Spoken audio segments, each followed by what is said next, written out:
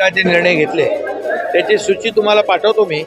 परंतु ग्रामपंचायतचे सरपंच उपसरपंच यांचं जे मानधन होतं ते दुप्पट केलेलं आहे आणि इतरही जे काही निर्णय आम्ही घेतले दुधाच्या अनुदानाच्या संदर्भात इतर अनेक निर्णय आजच्या बैठकीमध्ये मंत्रिमंडळाचे घेतलेले आहेत। हे निर्णय देखील सर्वसामान्यांच्या हिताचे निर्णय आहेत, सर्व लोकाभिमुख असे निर्णय या आजच्या मंत्रिमंडळ बैठकीत घेतले। त्याचं डिटेल तुम्हाला त्याची यादी मी देतो। परंतु सर्वसामान्यांचं सरकार आपण म्हणतो ते खऱ्या अर्थाने सर्वसामान्यांच्यासाठी त्यांच्या हितासाठी आजची कॅबिनेट देखील महत्त्वाची ठरलेली आहे।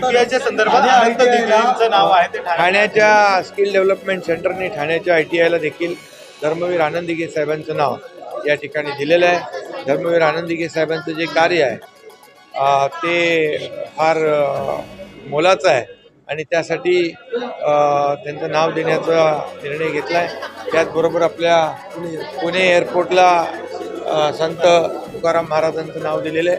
असे अनेक प्रकल्प अनेक आज ज्या प्रकल्पांना चालना देण्याचं काम केलेलं आहे आणि अनेक निर्णय सर्वसामान्यांच्या हितासाठी आम्ही मेटेंचं नाव तुम्ही तुमचे जुने सहकारी होते, मराठा तुमच्या सोबत होते, त्यांचा सन्मान राखला जातोय अशा प्रकारे त्यांचंही ITIला नाव दिलेलं आहे।